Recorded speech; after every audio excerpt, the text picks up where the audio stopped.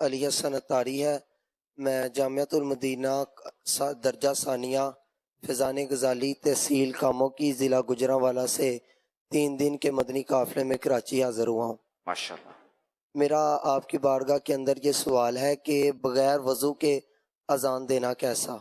بغیر وضو اذان دینا جائز ہے، اذان ہو جائے گی۔ جزاک اللہ خیرہ۔ صلو علی الحبیب صلی اللہ علی محمد صلی اللہ علیہ وسلم۔ میں المدینہ گجر خان سے حاضر ہوا ہوں۔ آپ سے سوال یہ تھا کہ ہم جب جامعۃ المدینہ میں جاتے ہیں تو جب اولیٰ میں ہوتے ہیں ہمارا پڑھائی میں شوق زیادہ ہوتا ہے، تو جب ہم اگلے درجوں میں جاتے ہیں تو ہمارا پڑھائی میں جو شوق ہوتا ہے وہ کم ہوتا جاتا ہے، اور کچھ طلبہ ہوتے ہیں وہ چھوڑ جاتے ہیں، اور جو پڑھتے ہیں ان کا بھی دل تنگ ہوتا ہے، تو آپ اس کا حل ارشاد فرما دیں۔ دیکھیے، اس کے مختلف اسباب ہو سکتے ہیں کہ بندہ جب علم دین حاصل کرنے کی طرف آتا ہے نا تو شیطان نے تو مختلف طریقوں سے گھیرنا ہے۔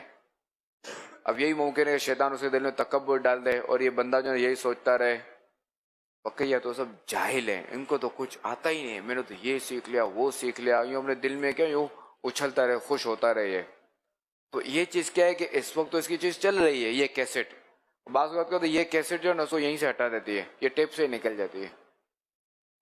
تو اپنے دل کو سنبھالا جائے، اپنے آپ کو تکبر سے بچایا جائے، لوگوں کو حقیر جاننے سے بچایا جائے، اور دوسرا ہے کہ اللہ تعالیٰ سے دعا کی جائے۔